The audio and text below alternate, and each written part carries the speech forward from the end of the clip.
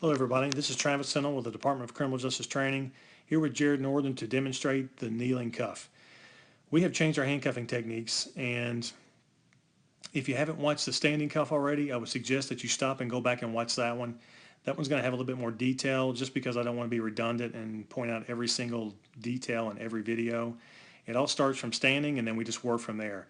So I'll point out the finer points of the kneeling cuff, but this is going to go a lot faster.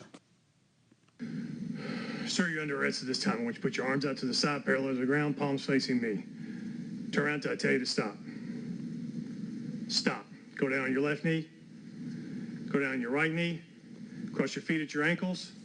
Sit back on your feet. Bring your arms as small as your back. Back of your hands together. Interlace your fingers. Do not move. Do you understand? Yeah. All right, so what you see here is we've taken our standing cuff, put it down to the ground level. He's on his knees. We've had him cross his feet and sit back on his feet. The reason we do that is to make it more difficult for him to get up and resist us. You'll see me get my handcuffs out. They'll come up to eye level again. I'm making sure that both single bars are facing towards the front before I make my approach. I want to make sure that he's in the position that I want him in before I make my approach.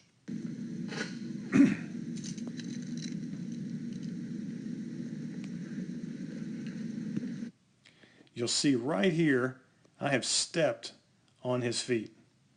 I try to aim for that top foot to ground him even more, but depending on the situation, I just want to make sure I get a foot on top of his foot, and that just further grounds him, gives me more control. You have to be careful with this because if you put too much pressure on it, you're going to elicit a pain response that you may not be able to control. They may not be able to control. They may respond and you may perceive that as non-compliance when you've actually caused that to happen. So be careful about how much pressure you put on there. You want enough to control him, but not enough to cause him injury or pain.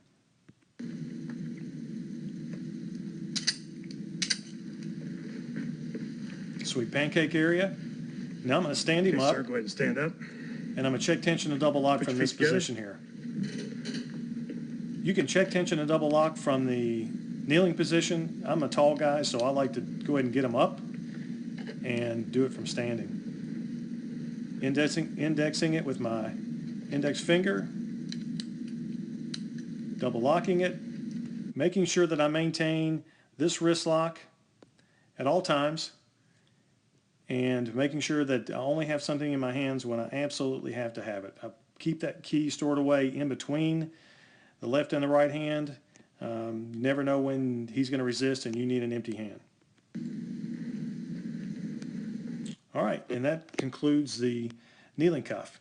I guess there's a good point now just to discuss why you would want to do a kneeling cuff. The totality of the circumstances will dictate that. Obviously, people could take exception to the fact that you're putting them on their knees in a subservient position, so you need to be able to articulate why you're using a kneeling cuff.